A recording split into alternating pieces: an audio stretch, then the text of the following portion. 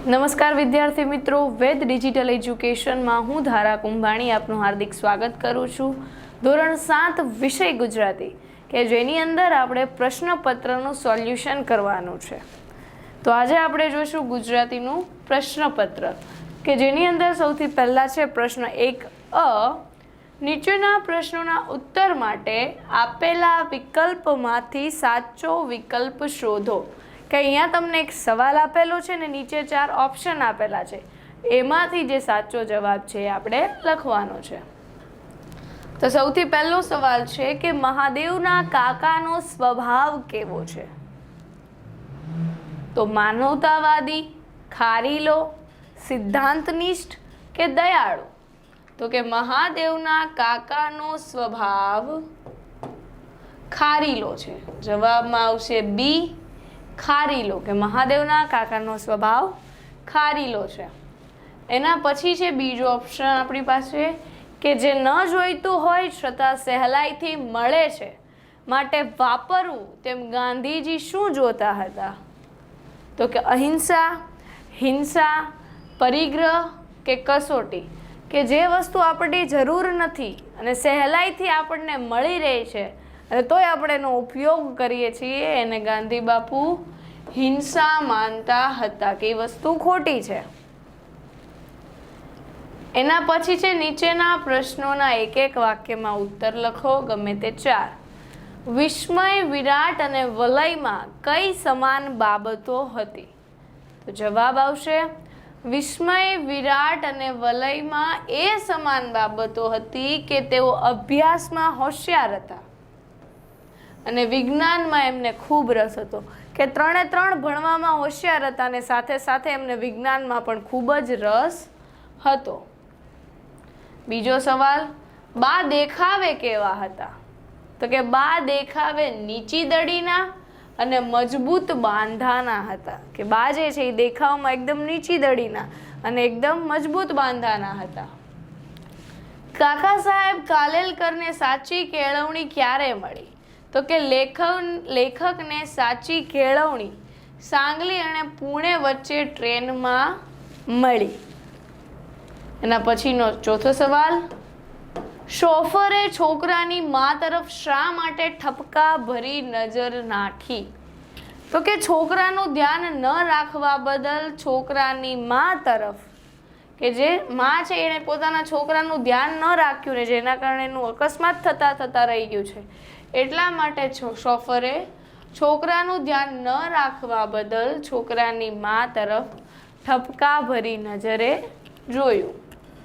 ટ્રેનમાં ચડ્યા પછી ગાંધીજીએ પહેલા કયું કામ કર્યું? તો કે ગાંધીજીએ ટ્રેનમાં ચડ્યા પછી પહેલું કામ ફંડ ઉઘરાવવાનું કર્યું. ગાંધીજીએ ટ્રેનમાં ચડતા પહેલા ફંડ ઉઘરાવવાનું કાર્ય કર્યું. એની પછી મહાદેવે શંકરને દફતર આપીને શું કહ્યું? તો કે મહાદેવે શંકરને દફતર આપીને કહ્યું, હું ગાયને હાંકીને હમણાં પાછો આવું. કે મહાદેવ જે છે એ પોતાનું દફતર જે છે એ શંકરને આપી દે છે અને પોતે ગાયને ભગાવવા માટે, હાંકવા માટે જતો રહે છે. એટલે એ શંકાને કહે છે કે હું ગાયને હાંકીને હમણાં જ પાછો આવું છું.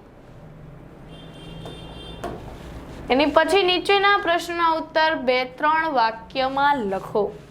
કે ઇન્સ્પેક્ટરે મહાદેવને પરીક્ષામાં શા માટે બેસવા દીધો?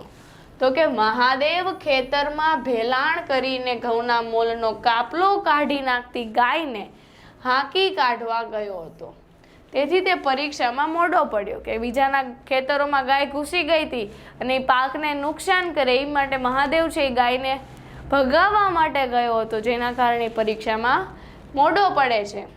પણ ઈમાનદારીની પરીક્ષામાં તે પાસ થયો હતો. જે પ્રામાણિકતા છે એ પરીક્ષામાં એ પોતે પાસ થયો.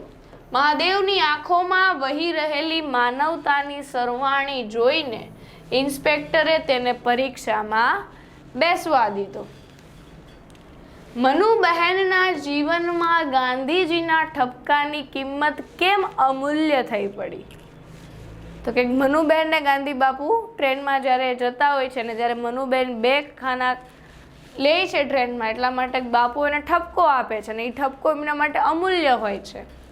તો કે મનુબહેનને ગાંધીજીનો ઠપકો એ વખતે વસમો લાગ્યો હતો, દુઃખી લાગ્યો, પણ પછીથી આવા ઝીણવટ ભરેલા અહિંસા પાલનથી મનુબહેનનું ઘડતર થયું. એ ઘડતરનો લાભ એમને જીવન પર્યંત મળ્યો છે. કે જે કંઈ પણ ગાંધી બાપુ પાસેથી એમને અહિંસાના પાઠ શીખ્યા છે એ એમને યોગ્ય રીતે એના જીવનમાં કામ લાગ્યા છે. લેખકે અંધારામાં કોને જોયા? તો કે લેખકે અંધારામાં ખૂણામાં એક ભિખારણને બેઠેલી જોઈ. એના પગ પાસે ઉઘાડે શરીરે 3 છોકરાઓ સૂતા હતા. તેના ખોળામાં એક નાનું બચ્ચું દયામણું મોં કરીને જતા આવતા લોકોને જોતું હતું. કે લેખકે અંધારાના એક ખૂણામાં એક ભિખારણને બેઠેલી જોઈ. એના પગ પાસે ઉઘાડે શરીરે 3 છોકરા સૂતા હતા. તેના ખોળામાં એક નાનું બચ્ચું દયામણું મોં કરીને જતા આવતા લોકોને જોતું હતું. એની પછી છે વાડામાં ઉગતા ફૂલોનો બા શો સદુપયોગ કરતા?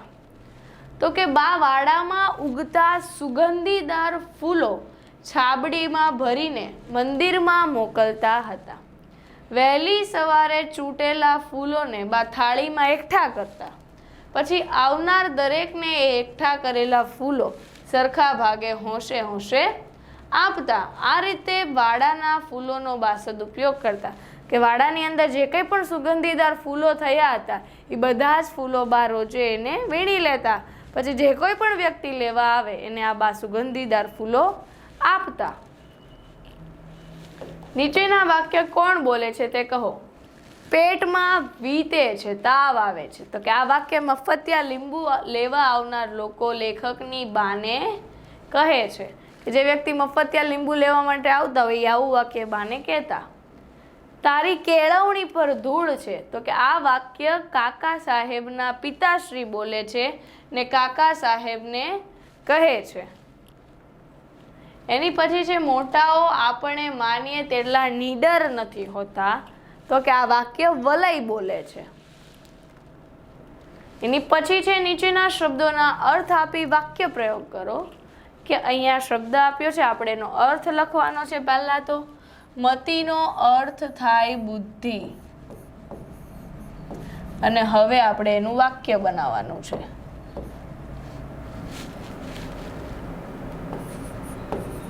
તો આપણે વાક્ય બનાવશું. મનુબહેનની મતિ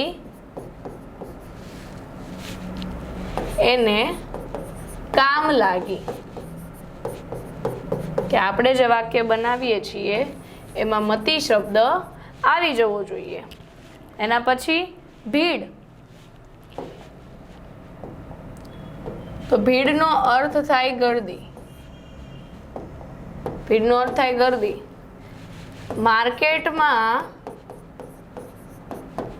ખૂબ જ ભીડ હતી. તો અહીંયા ભીડ શબ્દ આવી ગયો. વાક્યની અંદર ભીડનો અર્થ થાય ગર્દી.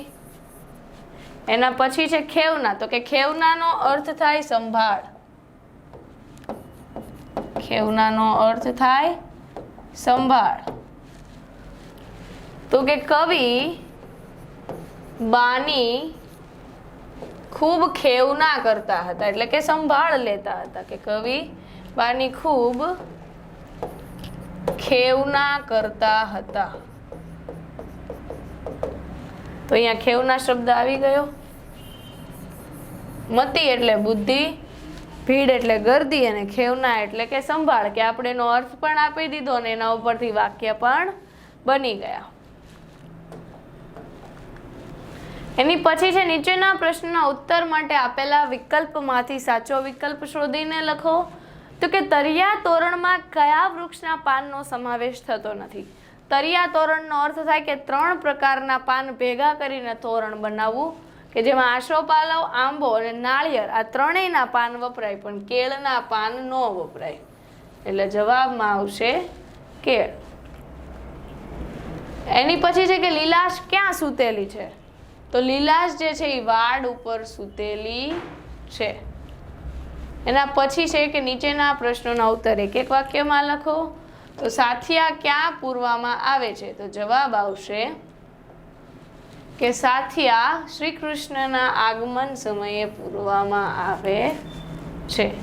ચોમાસું આવ્યાનો સંદેશો આપણને કોણ પાઠવશે? તો કે ચોમાસું આવ્યાનો સંદેશો આપણને વાયરો આપે છે. એની પછી છે પ્રશ્ન 2 ક. નીચેના પ્રશ્નના ઉત્તર 2-3 વાક્યમાં લખો, ગમે તે 2. તો કે તમારા ઘરે કોઈ મહેમાન આવે એ પહેલા તમે કઈ કઈ તૈયારી કરો છો? તો કે અમારા ઘરે કોઈ મહેમાન આવે તો એ પહેલા અમે ઘરને વાળી જોડીને સાફ કરીએ છીએ. સોફા, પડદા, પલંગ અને ચાદર અન્ય રાચ રસીલું વ્યવસ્થિત કરી દઈએ છીએ. કે ઘરમાં નાની મોટી વસ્તુ આમ તેમ પડી હોય તો એ બધી વસ્તુ અમે યોગ્ય જગ્યાએ મૂકી દઈએ છીએ. મહેમાનને જમાડવાના હોય તો રસોઈ અંગે અગાઉથી જ વિચારી લઈએ કે આજે મહેમાન આવવાના છે તો શું બનાવવાનું છે, શું એમને આપવાનું છે. એમનું આતિથ્ય સચવાય, કે મહેમાન જે આવ્યા છે જે અતિથિ ભાવ છે એ સચવાઈ રહે, એમની સરભરા સારી રીતે થાય એ માટે બધી જરૂરી તૈયારી કરીએ છીએ. કોઈ પણ મહેમાન આપણે ઘરે આવતું હોય તો આપણે એને યોગ્ય રીતે જમાડીએ, એની આગતા સાગતા કરીએ, ઘરની સાફ સફાઈ કરીએ, કે આ બધી જ વસ્તુનું આપણે ધ્યાન રાખીએ છીએ. એની પછી છે કે દિયરને જાવા બંદરે તેમજ સિંહલ દ્વીપ શા માટે જવું છે? તો કે દિયરને જાવા બંદરે પૈસા કમાવવા માટે તેમજ સિંહલ દ્વીપ પર પદમણી નારને પરણવા માટે જવું છે. કે દિયરને જાવા બંદરે પૈસા કમાવવા માટે અને સિંહલ દ્વીપ પર પદમણી નારને પરણવા જવું છે. એના પછી છે કે મોટે ભાગે ચોમાસામાં કયા કયા પક્ષીઓ, પ્રાણીઓનો અવાજ સાંભળવા મળે છે? તો કે ચોમાસામાં મોર ટહુકા કરે છે, દેડકા ડ્રાઉં ડ્રાઉં કરે છે અને તમરાનો તીણો અવાજ સંભળાય છે. કે ચોમાસામાં મોરના ટહુકા, દેડકાનું ડ્રાઉં ડ્રાઉં અને તમરાનો તીણો અવાજ સંભળાય છે. એની પછી છે નીચેની કાવ્ય પંક્તિ પૂર્ણ કરો. તો અહીંયા સખી આજની ઘડી પછી છે રચાવીએ છીએ, તો વચ્ચેની જે લાઈન છે આપણે પૂર્ણ કરવાની છે. જવાબ આવશે સખી આજની ઘડી રળિયામણી મારો વહાલોજી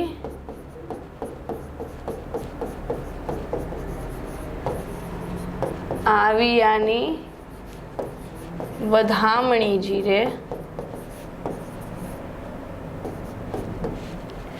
જીરે સખી આલા લીલા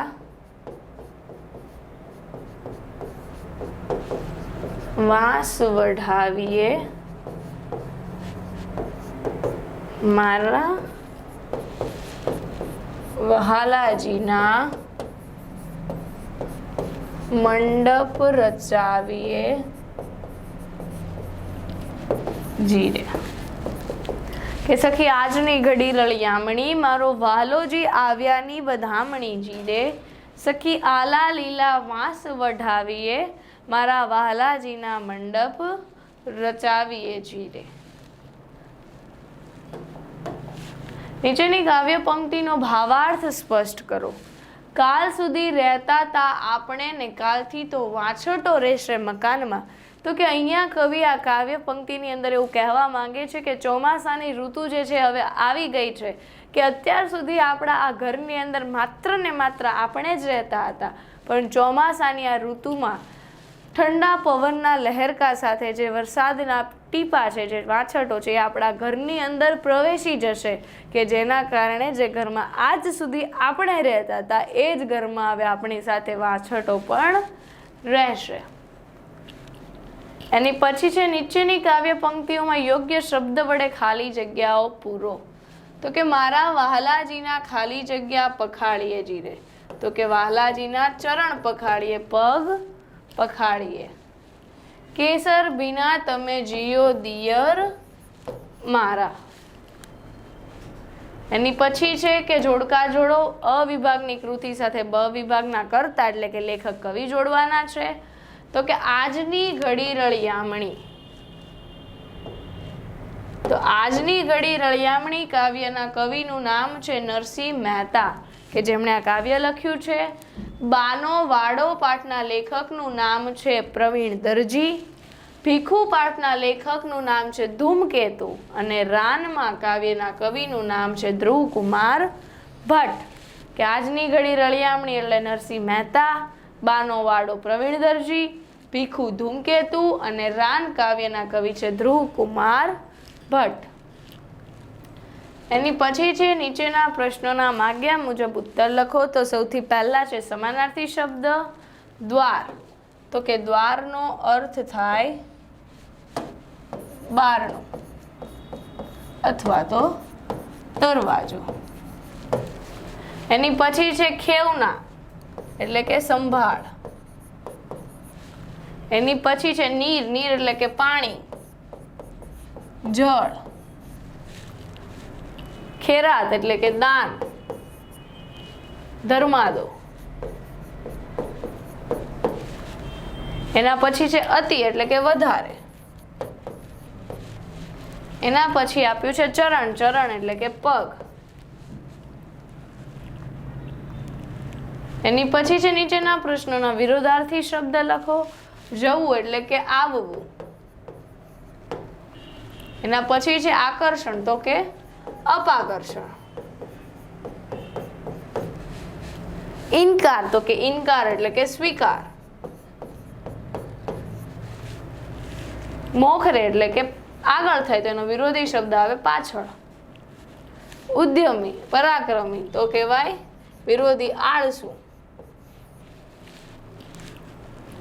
હોશિયાર તો કે ઠોઠ. આ હતા આપણા વિરોધાર્થી શબ્દ. જવું આવવું, આકર્ષણ અપાકર્ષણ, ઇનકાર સ્વીકાર, મોખરે પાછળ, ઉદ્યમી આળસુ અને હોશિયાર ઠોઠ. એની પછી છે સાચી જોડણી લખો. તો કે મૂંઝવણ.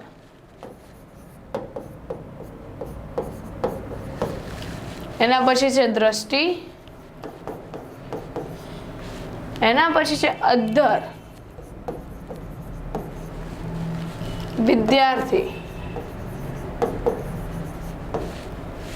ખાતરી, નિરીક્ષણ.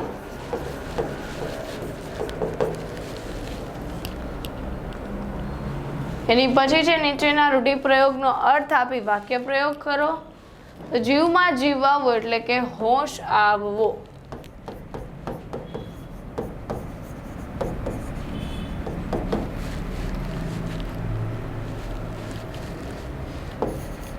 બાને હેમ ખેમ જોઈને મારા જીવમાં જીવ આવ્યો. કે બાને હેમખેમ જોઈને મારા જીવમાં જીવ આવ્યો. પછી મનના દ્વાર ખુલવા એટલે કે સારા ખરાબનું ભાન થવું. સારા ખરાબનું ભાન થવું. એનું વાક્ય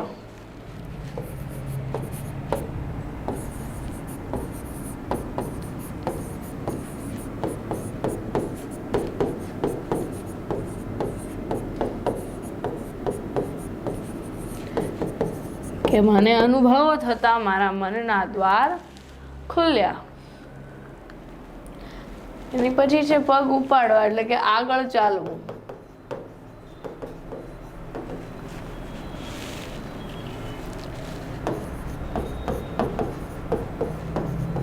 મહેનત કરવી જ જોઈએ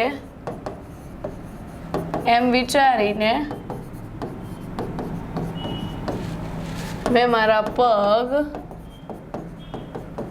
ઉપાડ્યા.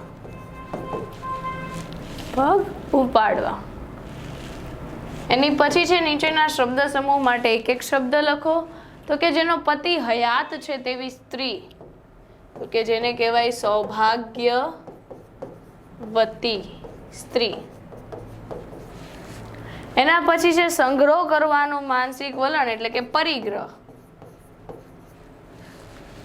તાલુકાનું વસૂલાત સંબંધી કામ કરનાર અમલદાર એટલે કે મામલતદાર.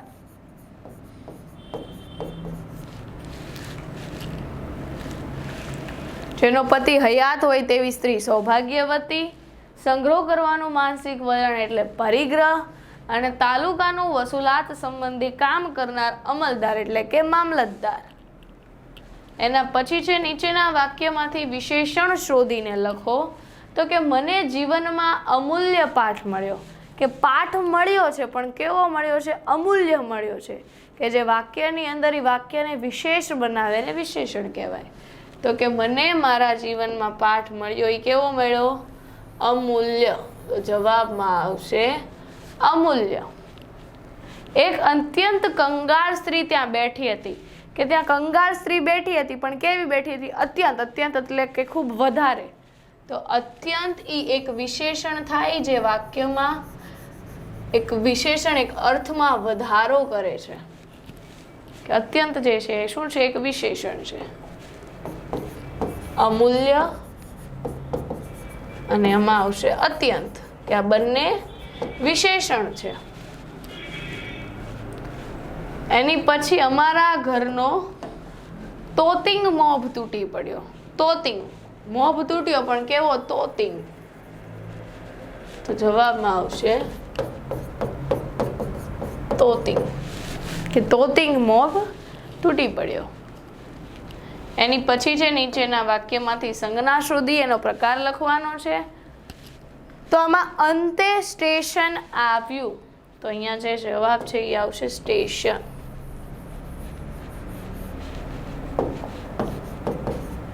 સ્ટેશન કઈ સંજ્ઞા કહેવાય? અહીંયા રેલવે સ્ટેશન, બસ સ્ટેશન એવું તમને, રિક્ષા સ્ટેશન એવું કોઈ પ્રોપર નિશ્ચિત નામ નથી આપ્યું. એટલા માટે જાતિવાચક સંજ્ઞામાં આવશે. જો તમને બસ સ્ટેશન કે રેલવે સ્ટેશન એવું પ્રોપર નામ આપ્યું હોય તો વ્યક્તિવાચક સંજ્ઞામાં આવે. પણ અહીંયા સ્ટેશન એક પ્રોપર સ્ટેશનમાં કયું સ્ટેશન એવું નામ નથી આપ્યું એટલે આવશે જાતિવાચક સંજ્ઞા. એના પછી છે તમે વાસણો સાફ કરી નાખો.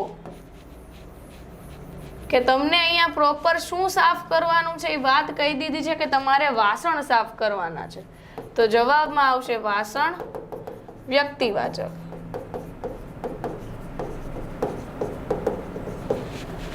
એની પછી છે હું દૂધ ગરમ કરું છું. કે તમને અહીંયા પ્રોપર કહી દીધું છે કે શું ગરમ કરે છે? કે તો એ દૂધ ગરમ કરે છે. દૂધ ગરમ કરે છે. પણ દૂધ અહીંયા કઈ સંજ્ઞા કહેવાય? દ્રવ્યવાચક સંજ્ઞા કહેવાય. દૂધ એટલે કે દ્રવ્યવાચક સંજ્ઞા. દૂધ, રૂ, સોનું, ચાંદી એ બધું દ્રવ્યવાચક સંજ્ઞામાં આવે. એના પછી છે નીચેના વાક્યમાંથી ક્રિયા વિશેષણ શોધીને લખો. ક્રિયા વિશેષણ એટલે કે કાર્ય જે છે, તમે કયું કાર્ય કરો છો, કયું કામ કરો છો એ કામ તમારે લખવાનું છે. તો કે હું પાછો હઠ્યો. હઠવું એટલે કે હટી જવું એક ક્રિયા કહેવાય. તો હઠ્યો એ શું છે? ક્રિયા વિશેષણ. પિતાશ્રીએ મારી વાત શાંતિથી સાંભળવી. અહીંયા ક્રિયા થાય છે. કઈ ક્રિયા થાય છે? સાંભળવાની. તો સાંભળવું એ ક્રિયા કહેવાય. તો સાંભળી એ પણ શું છે? ક્રિયા વિશેષણ. માં હાંફતી હાંફતી દોડતી હતી. તો અહીંયા ક્રિયા વિશેષણ થાય દોડવું. કેમ કે દોડવું એક ક્રિયા છે. કે હું પાછો હઠ્યો તો એ હઠવું એક ક્રિયા છે. સાંભળવું એક ક્રિયા છે. દોડવું એક ક્રિયા છે. તો એ શું છે? ક્રિયા વિશેષણ છે. અને એ ક્રિયામાં વિશેષણમાં વધારો શું કરે છે? તો કે એ ક્રિયા વિશેષણમાં વાધો કરે છે પાછો, શાંતિથી અને હાંફતી હાંફતી. તો કે આ ત્રણેય વસ્તુ જે છે એ એના ક્રિયા વિશેષણમાં વધારો કરે છે. નીચેના વાક્યમાં કયા કાળ છે તે લખો. 3 કાળ: વર્તમાન કાળ, ભૂતકાળ અને ભવિષ્યકાળ. તો કે સૂર્ય ઉગ્યો એના ઉગવાની ક્રિયા છે એટલે એ વર્તમાન કાળ થાય કે ક્રિયા ચાલુ છે. હવે શું થશે? તો કે એની કોઈ ખબર નથી કે શું થશે એટલે એ ભવિષ્યકાળમાં જશે. કેમ કે શું થશે એ હજુ આપણને ખબર નથી. વાંક બીજાનો ને સજા મને થાય છે તો એ શું કહેવાય? વર્તમાન કાળ. કે વાંક બીજાનો છે એ કાર્ય થઈ ગયું પણ હજી સજા મળે છે એ વર્તમાન કાળ છે. નીચેના વાક્યો છૂટા પાડી સાદા વાક્ય બનાવો. કે અહીંયા તમને 2 વાક્ય વચ્ચે એક શબ્દથી 2 વાક્યને જોડ્યા છે. એ વચ્ચેનો જે શબ્દ છે, જે સંયોજન છે એને કાઢીને 2 વાક્ય અલગ કરવાના છે. તો એમણે પહેલેથી જ નક્કી કરેલું કે દત્તુને કોલેજમાં નથી મોકલવો. તો અહીંયા આપણી પાસે બે વાક્ય છે કે એમણે પહેલેથી જ નક્કી કરેલું દત્તુને કોલેજમાં નથી મોકલવો. આ બે વાક્યને જોડવા માટે વચ્ચે કે સંયોજક વાપરેલું છે. તો આપણે આને અલગ કરશું. એમણે પહેલેથી જ નક્કી કરેલું કે અહીંયા આપણે બે વાક્યને છૂટા પાડીએ છીએ એટલે આપણે ત્યાં પૂર્ણ વિરામ મૂકવાનો કે વાક્ય ત્યાં પૂરું થયું. હવે એ વાક્ય પૂરું થયું પછી એ બીજા વાક્યને જોડવા માટે કે સંયોજન વપરાણું હતું પણ આપણે એ કે શબ્દ લખવાનો નથી કેમ કે આપણે બંને શબ્દોને અલગ પાડીએ છીએ. તો બીજું વાક્ય બનશે દત્તુને કોલેજમાં નથી મોકલવો.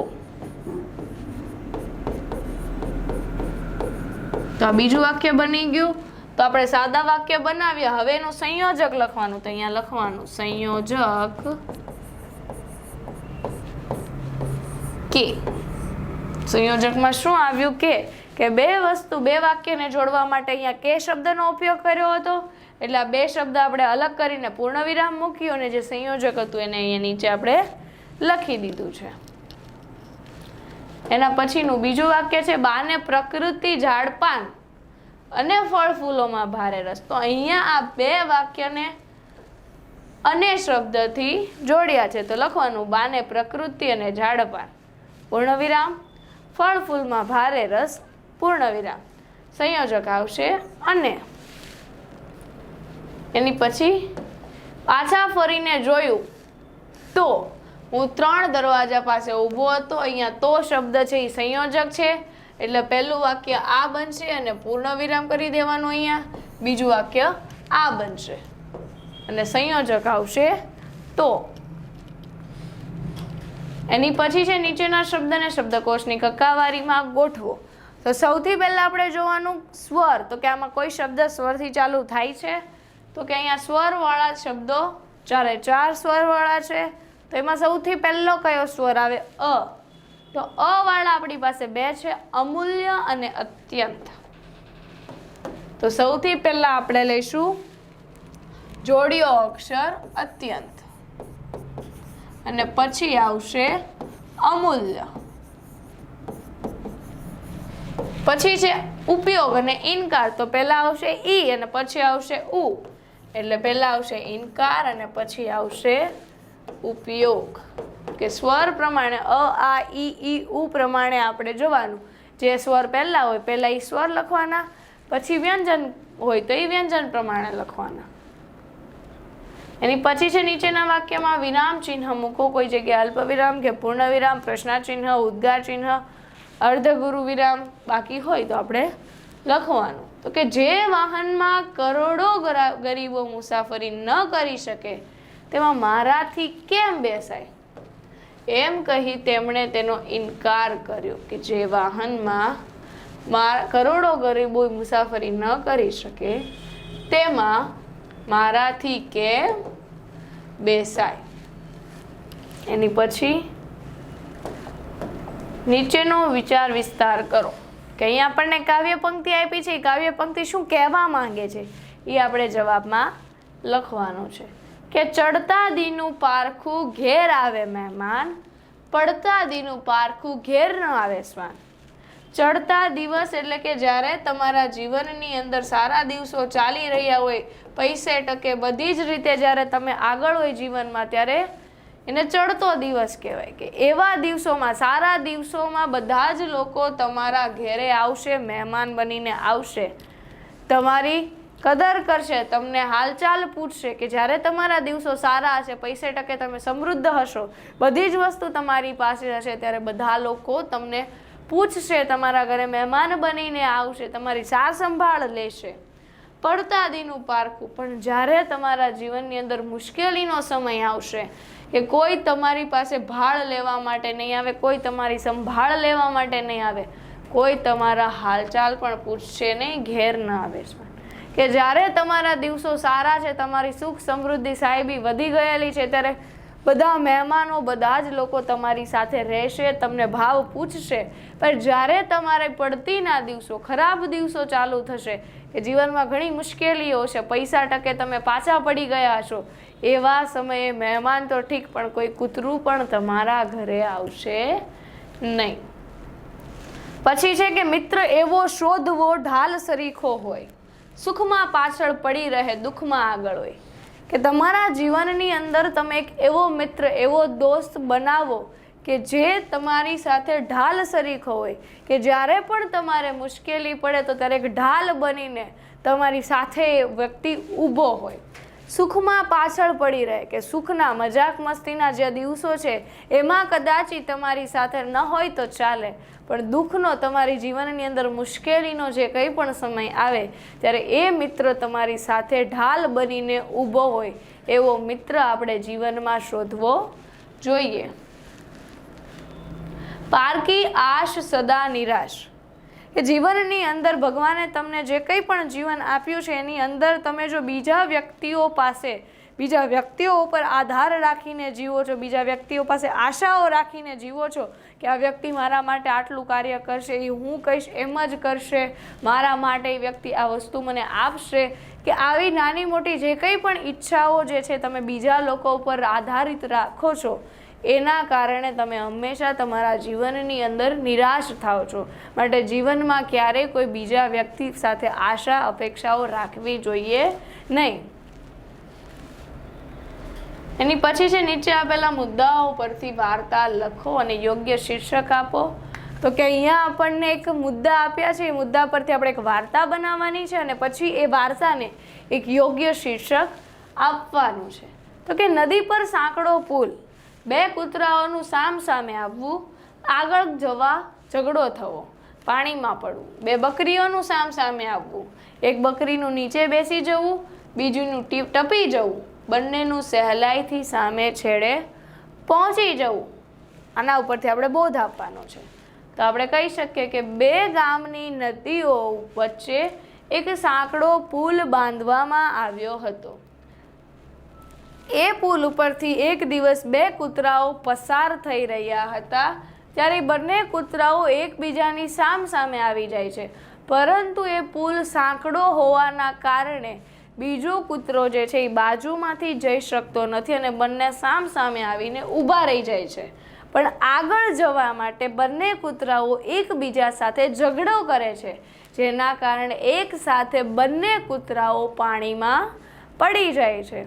થોડીક જ વાર પછી બે બકરીઓ એ જ પુલ ઉપર સામ સામે આવે છે અને એ બંને બકરીઓ એ સાંકડા પુલ ઉપર ઝઘડો કરવાના બદલે એક બકરી જે છે પુલ ઉપર નીચે બેસી જાય છે અને બીજી બકરી જે છે એ આ બીજી બકરીને ટપી જાય છે અને બંને બકરીઓ પોતપોતાના રસ્તે એ સાંકડા પુલ ઉપર આગળ વધી જાય છે અને સહેલાઈથી બંને સામે છેડે પહોંચી જાય છે. તો કે આ આપણી વાર્તા હતી. હવે આ વાર્તાનો આપણે બોધ લખવાનો છે. તો આ બોધ ઉપર પરથી લખી શકીએ છીએ કે બકરીઓની યુક્તિ અથવા તો બકરીઓની હોશિયારી અથવા તો સમજણ શક્તિ, આવા આપણે વાર્તાને આધારે બોધ આપી શકીએ છીએ. એની પછી છે પ્રશ્ન 5. અસ્વતંત્ર દિનની ઉજવણી નિમિત્તે તમારી શાળાએ વિવિધ કાર્યક્રમોનું આયોજન કર્યું છે, તેમાં ઉપસ્થિત રહેવા માટેના પત્ર તમારા મિત્રને લખો.